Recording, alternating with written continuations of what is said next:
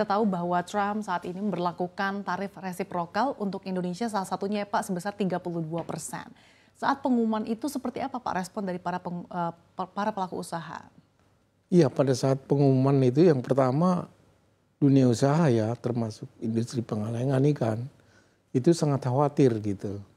Karena sangat membebani industri, karena kita tahu semua kan profit margin dari industri pengalengan itu sangat kecil, relatif kecil, ya mungkin di bawah 5% gitu, jadi sangat memberatkan. Nah, itu yang kita harapkan, sehingga memang kita menyarankan ke pemerintah perlu negosiasi penurunan tarif supaya diturunkan seminimal mungkin. Seperti itu, Mbak. Oke, artinya penerapan 32% ini batasnya tidak bisa ditolerir ya Pak ya? Iya, artinya itu sangat memberatkan bagi dunia usaha. Mungkin akan berat untuk operasional ya. Operasional maksudnya untuk melakukan keberlanjutan industri. Ini akan sangat berdampak luas nanti juga terjadi pemutusan. Gambaran dampaknya seperti apa sih Pak? Kalau misalkan ternyata Trump nanti betul-betul menerapkan tarif impor 32%. Iya, khususnya bagi perusahaan-perusahaan kita yang eksportir ke Amerika itu sangat tertekan karena akan dibebani tarif yang besar 32% ya.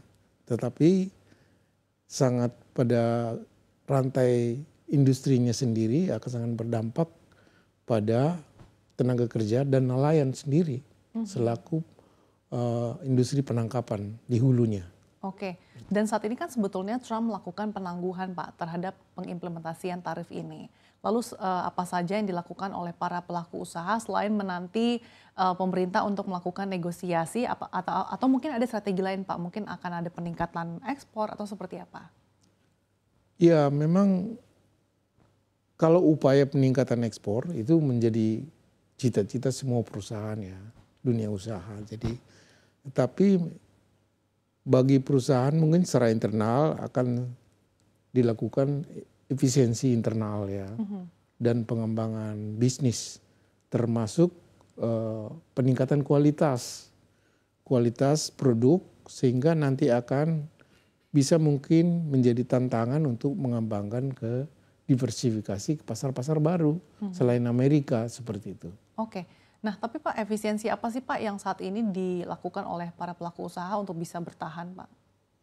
Ya, efisiensi itu termasuk juga kalau bisa penggunaan bahan baku dalam negeri gitu loh, lebih ditekan. Oke.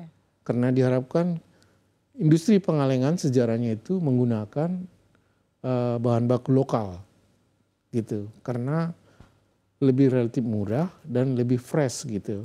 Tetapi akhir-akhir ini memang semakin langka dan ukurannya semakin beragam.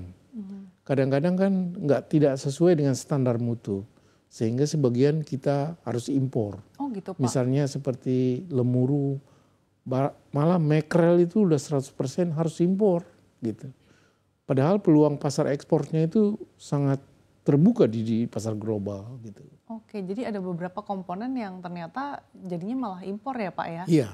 Nah, tadi Anda katakan untuk strategi diversifikasi ke pasar lain selain Amerika Serikat akan meningkatkan mutu kualitas. Nah, seperti apa sih Pak langkah-langkahnya?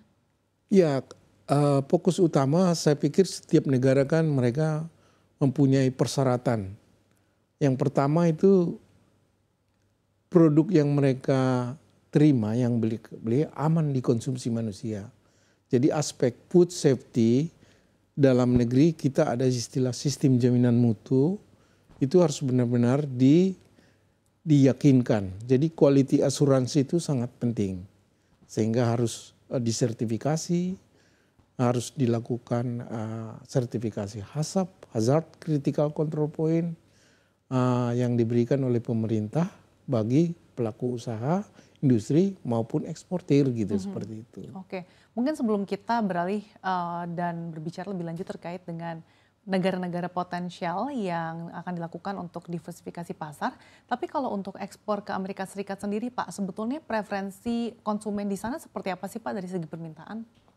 Kalau dilihat ya pasar Amerika itu kalau bicara ikan kaleng ya sangat penting. Penting karena secara nilai dia menduduki urutan kedua sesudah Saudi Arabia ya. Oke. Jadi dia porsinya itu sekitar 18%. Kalau di Saudi kan kita 21%. Jadi urutannya itu ke Arab Saudi 21%, Amerika itu sekitar 18%, yang ketiga baru Jepang gitu loh. Ini terjadi dinamika. Kalau dulu sebelumnya Jepang itu adalah tujuan utama ekspor ikan kaleng kita. Tapi sekarang adalah ke Timur Tengah, Arab Saudi gitu. Oke, apa Pak penyebab peralihan tadi dari Jepang kemudian saat ini diduduki Saudi Arabia? Ya ini tidak lepas daripada persaingan bisnis ya. Ya sekarang mungkin lebih dominan Jepang dikuasai oleh Thailand seperti itu. Jadi para pesaing kita itu juga ingin merebut pasar gitu seperti itu.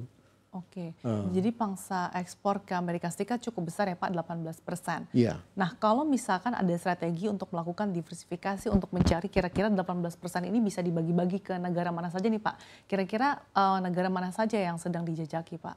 Ya, membersnya APIKI itu tidak terpaku hanya Amerika Serikat. Banyak juga yang ekspor dia main ekspornya itu ke Inggris, ke Uni Eropa, ke Timur Tengah, seperti itu. Jadi memang diversifikasi itu memungkinkan untuk dikembangkan ke negara-negara lain. Terutama Eropa ya. Eropa, Timur Tengah, Australia, nah seperti itu.